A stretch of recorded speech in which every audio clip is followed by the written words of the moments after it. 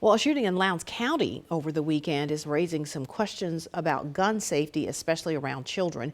Deputies responded to a call Sunday afternoon. They report the father of the victim had laid his gun down on a counter.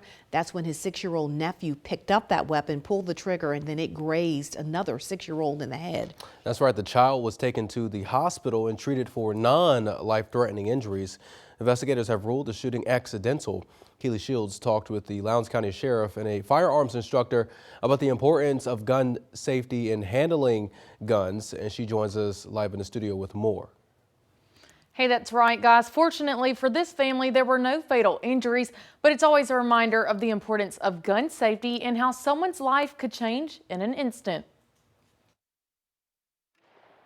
This happened in a matter of seconds. It took a split second for one 6-year-old to accidentally shoot another 6-year-old. Lowndes County Sheriff Eddie Hawkins says the incident happened in a matter of moments after a 9mm handgun was left on the counter in reach of a child. Parents need to understand too that how to store firearms, to protect their children, keep them under lock and key, keep them away from children, and don't ever leave children unattended when firearms are present. Fortunately, that child was okay, but this could have been a completely different outcome. When it comes to handling a weapon, there's a few things you should remember. Never point a gun at anything you are not willing to shoot. Treat every weapon like it's loaded. Know your target and what's beyond it, and never put your finger on the trigger until you've made the decision to shoot. Brian Jenkins is a weapons training instructor for the Lowndes County Sheriff's Office. He says gun safety should always be a top priority, and if you happen to own a weapon, it's important to be comfortable when handling it. It's just like any other tool that you would use for athletes. It's like a baseball bat or anything like that. So it's just getting comfortable with being able to do that.